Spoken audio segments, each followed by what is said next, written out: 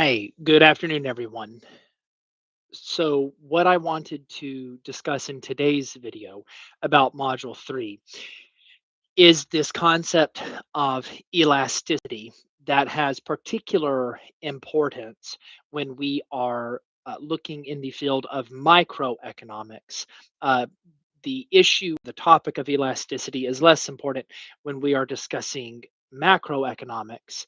And since this is a course in microeconomics, I wanted to take some time to make sure I thoroughly discuss this with you and kind of go through the high points as I have in my previous videos the past 2 weeks.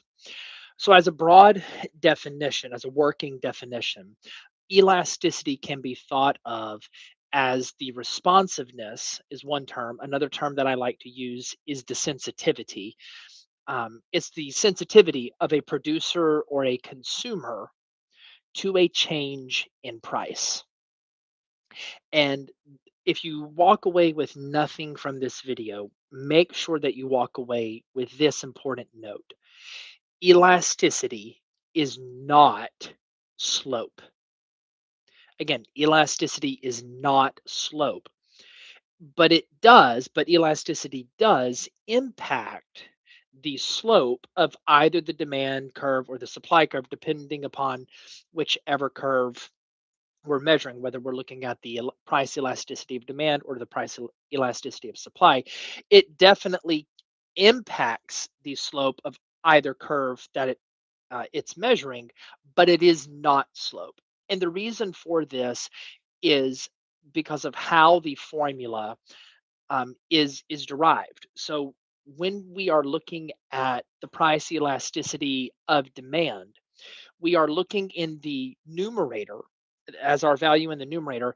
It is the percentage change in quantity demanded, and the denominator is the percentage change in price.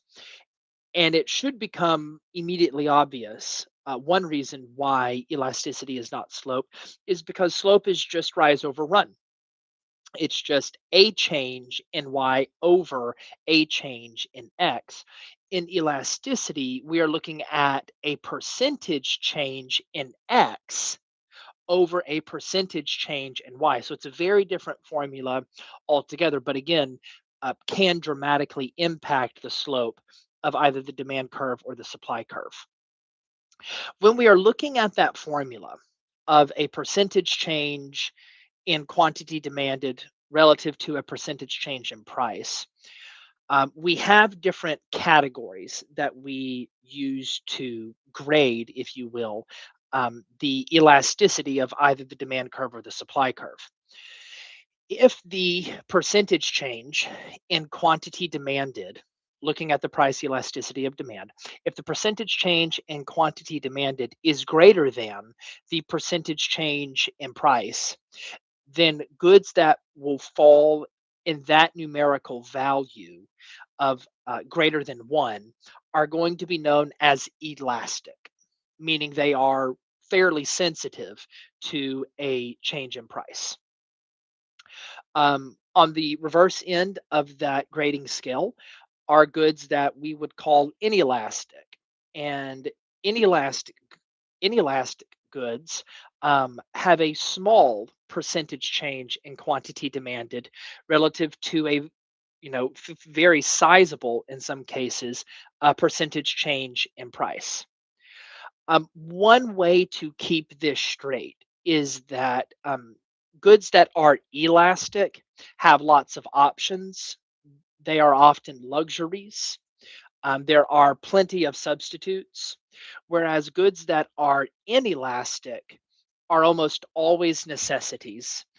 There are very few, if any, substitutes available. And the classic example of an inelastic product is going to be that of gasoline or diesel, depending upon the type of vehicle you drive. And the reason for this is, despite all the complaining and all the caterwauling that we may hear or do when the price of fuel increases, people don't really change the amount of fuel they consume despite large fluctuations in the price of that fuel. And the reason for this is obvious. One, people have to have the fuel that they have to have. Two, uh, people don't just suddenly stop going to work. They don't suddenly just stop dropping off their kids at school. They don't just suddenly stop going to the grocery store because the price of gasoline rose by a buck 50. Um, they may carpool, but that is only going to very minorly um, impact the the quantity demanded of fuel that they're going to consume. And so gasoline or diesel is again a classic example of a good that is universally recognized to be inelastic in its price elasticity of demand because again it's a necessity, and that mathematically shows up in the formula where there is a large change in price, a large percentage change in price, but there is a small corresponding percentage change in quantity demanded. The other type of elasticity that I wanted, or the other two types of elasticity that I wanted to speak with you about today, is cross price elasticity and income elasticity. In cross price elasticity, we are simply mathematically and formulaically determining whether or not goods are complements or substitutes in consumption. Um, your text, the course notes in Module 2 mentioned complements and substitutes as being important information to know because understanding the relationship between two goods will or can have an impact in a change in demand in a particular market.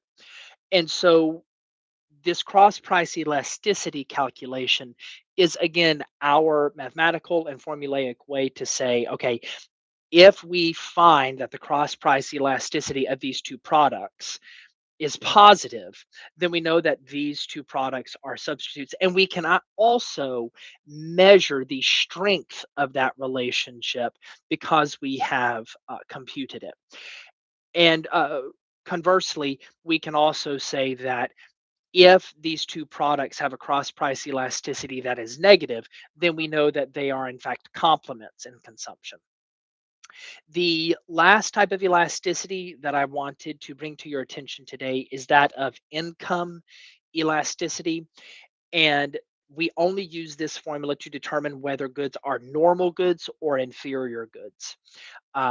Most goods are going to be normal goods simply because of the fact that if you have a larger income, people are highly prone across the globe. So this isn't a uniquely an American thing or even a North American thing. This is pretty well observed across the globe. The more income people have, the more they spend, the more things they buy. It kind of goes back to that very ancient economic understanding that more is better. And so, in our calculation of income elasticity, normal goods are going to be calculated as positive. If there is a relationship, we can then measure the strength of that relationship because we have gone through it and calculated a mathematical computation.